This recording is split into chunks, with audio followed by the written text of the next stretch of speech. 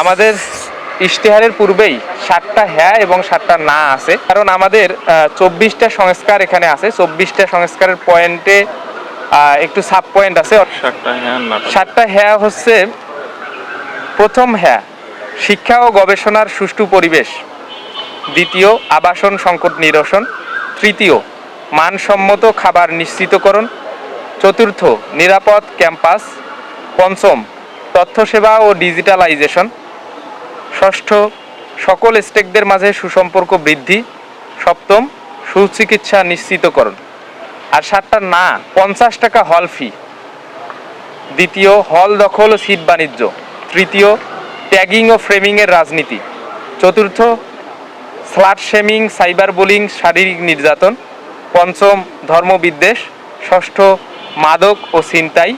সপ্তম, সন্ত্রাস ও সহিংসতা। এবার সরাসরি আমরা 12 মাসে 24টা সংস্কারের প্রস্তাব দিয়েছি।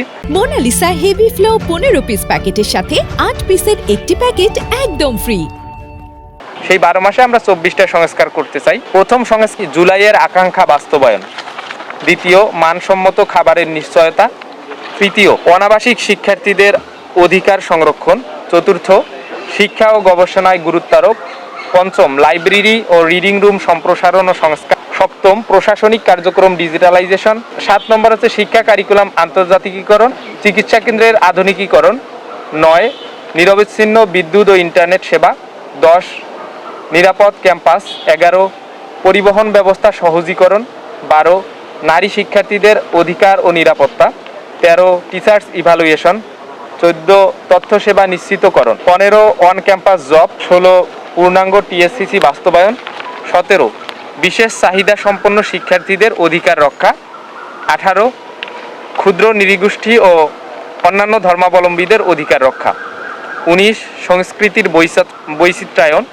20, হাইজেনিক স্যানিটাইজেশন। 21, ক্রীড়া উন্নয়ন। 22, সাহিত্য প্রকাশনা ও সামাজিক সংগঠন। 23, ক্লিন অ্যান্ড গ্রিন ক্যাম্পাস। 24, অপরাধ দমন।